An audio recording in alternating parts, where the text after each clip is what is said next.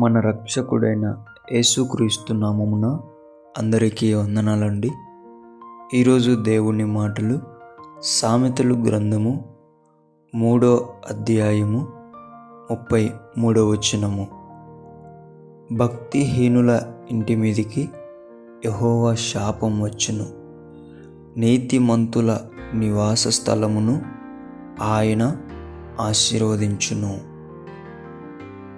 ప్రియమైన దేవుని బిడ్డలారా,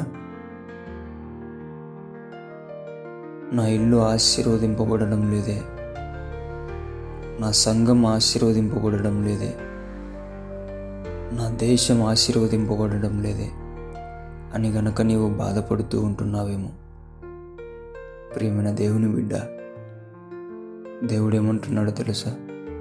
నీతిమంతుల నివాస స్థలము ఆయన ఆశీర్వదించును.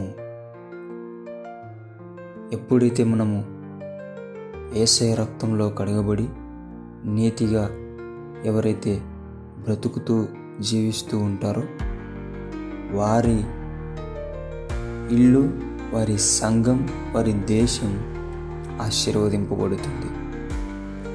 దేవుని బిడ్డలారా, మనల్ని మాట్లాడుతూ ఉంటారు, మన పైన నిందలు వేస్తూ ఉంటారు, మన మీదికి అనేక గొడవలు రేపే వాళ్ళు చాలా ఉంటారు. అయితే అటువంటి వారి మీదికి యెహోవా శాపం వచ్చునని ఆయన చెప్తూ ఉంటున్నాడు. దేవుని బిడ్డలారా, నీతిగా యథార్థముగా మంచి ప్రవర్తన కలిగి జీవిస్తే కష్టాలు తప్పవు, చెయ్యని దానికి నిందలు తప్పవు. కానీ అలాగే గనక నిలబడితే నీవు నిలబడి ఉంటున్న స్థలమును దేవుడు ఆశీర్వదిస్తాడు. దేవుడి మాటలను దీవించును గాక. ప్రార్థిద్దాం. దేవా, మీకు వందనాలు, స్తోత్రాలయ్యా. నీ బిడ్డలమైన మేమందరము కూడా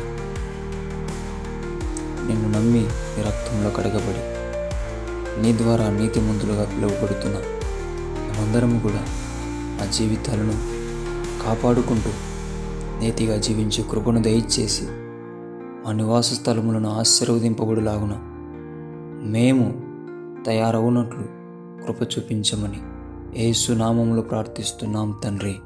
ఆమేన్.